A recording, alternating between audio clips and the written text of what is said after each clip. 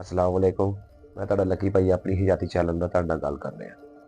ਅੱਜ ਦਾ ਜਿਹੜਾ ਵਾਕਿਆ ਵਾ ਉਹ ਮੇਰੇ ਇੱਕ ਅਜ਼ੀਜ਼ ਦੋਸਤਾਂ ਨੇ ਮੈਨੂੰ ਆਪਣਾ ਨਾਮ ਲੈਣਾ ਮਨਾ ਕੀਤਾ। ਉਹਨੇ ਕਿਹਾ ਮੇਰਾ ਨਾਮ ਲੈ ਕੇ ਨਹੀਂ ਤੂੰ ਵਾਕਿਆ ਦੱਸਣਾ। ਇੱਕ ਦਫਾ ਮੈਂ ਆਪਣੀ ਨਾ ਗਾੜੀ ਮਹਿਰਾਨ ਜਿਹੜੀ ਨਾ ਉਹ ਤਾਂ ਥੋੜਾ ਜਿਹਾ ਕੰਮ ਕਰਾਉਣ ਵਾਲਾ ਸੀ ਹਿੱਸੇ ਦਾ, ਜਾਣੀ ਕਿ ਉਹ ਅਗਲੇ ਟਾਇਰਾਂ ਦੇ ਨਾ ਟਾਇਰ ਮਸਲਾ ਮਸਾਇਲ ਬਣਦੇ ਸੀ। ਹਿੱਸੇ ਦਾ ਕੰਮ ਕਰਾਉਣ ਗਏ ਤੇ ਉੱਥੇ ਵਰਕਸ਼ਾਪ 'ਚ ਗਾੜੀ ਦਿੱਤੀ ਨਾ, ਜਦੋਂ ਵਰਕਸ਼ਾਪ 'ਚ ਦੇ ਕੇ ਤਾਂ ਬਾਅਦ 'ਚ ਯਾਦ ਆਇਆ ਕਿ ਉਹ ਜਿਹੜਾ ਦੋਸਤ ਆ ਨਾ ਜਿਹਨੇ ਮਨਾ ਕੀਤਾ ਕਿ ਨਾਮ ਨਹੀਂ ਮੇਰਾ ਲੈਣਾ, ਤੇ ਉਹਦਾ ਜਿਹੜੀ ਹਵੇਲੀ ਆ ਨਜ਼ਦੀਕ ਹੀ ਆ।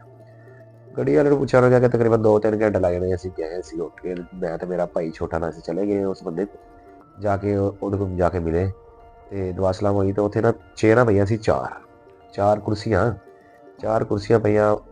ਇੱਕ ਤੇ ਮੈਂ ਬੈਠ ਗਿਆ, ਇੱਕ ਤੇ ਮੇਰਾ ਛੋਟਾ ਭਾਈ ਬੈਠ ਗਿਆ, ਇੱਕ ਤੇ ਉਹ ਬੰਦਾ ਖੁਦ ਬਹਿ ਗਿਆ।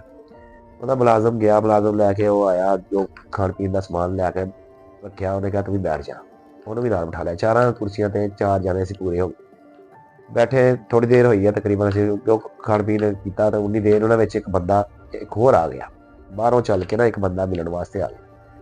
ਆਣ ਕੇ ਨਾ ਉਹਨੇ ਸਲਾਮ ਦੁਆ ਲੈ ਕੇ ਜਦੋਂ ਨਾ ਉਹਦਾ ਨਾ ਮੁਲਾਜ਼ਮ ਦਵਾ ਦਵ ਉੱਠਿਆ ਕਿ ਭਾਈ ਇੱਥੇ ਆਣ ਕੇ ਬੈਠ ਜਾਓ। ਉਸ ਬੰਦੇ ਨੇ ਉਹਨੂੰ ਮਨਾ ਕਰਤਾ। ਉਹਨੇ ਕਿਹਾ ਨਹੀਂ ਬੈਠ ਤੂੰ, ਕਹਿੰਦਾ ਇੱਥੇ ਮਤਲਬ ਕਿ ਤੂੰ ਕੁਰਸੀ ਤੇ ਹੀ ਬਹਿ। ਆਪ ਉਹ ਖੁਦ ਉੱਠਿਆ, ਉੱਠ ਕੇ ਤੇ ਕਹਿੰਦਾ ਭਾਈ ਇੱਥੇ ਬੈਠੋ, ਯਾਨੀ ਕਿ ਆਪ ਉੱਠ ਕੇ ਉਹਨੂੰ ਕੁਰਸੀ ਆਪਣੀ ਵਾਲੀ ਤੇ ਬਿਠਾਤਾ। ਤੇ ਉਹਨੇ ਇੱਕ ਗੱਲ ਕਹੀ, ਜਿਹੜੀ ਗੱਲ ਨਾ ਮੈਨੂੰ ਅੱਜ ਤੱਕ ਉਹਦੀ ਗੱਲ ਨਹੀਂ ਭੁੱਲੀ।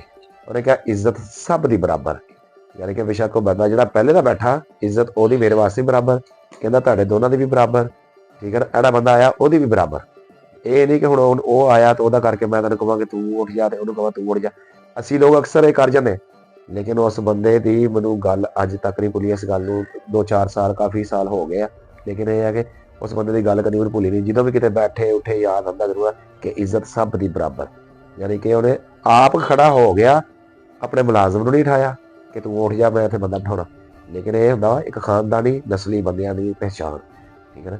ਲੇਕਿਨ ਉਹਨੇ ਮਨਾ ਕੀਤਾ ਸੀ ਕਿ ਮੇਰਾ ਨਾਮ ਨਹੀਂ ਲੈਣਾ, ਕਿ ਮੈਨੂੰ ਫਿਰ ਲੋਕ ਮਜ਼ਾਕ ਕਰਨਗੇ, ਠੀਕ ਹੈ ਨਾ, ਜਾਂ ਜਿਸ ਤਰ੍ਹਾਂ ਵੀ ਮੈਂ ਕਹਿੰਦਾ ਮੈਂ ਨਹੀਂ ਹੋਣਾ ਚਾਹੁੰਦਾ ਇਸ ਗੱਲ ਦੇ 'ਚ।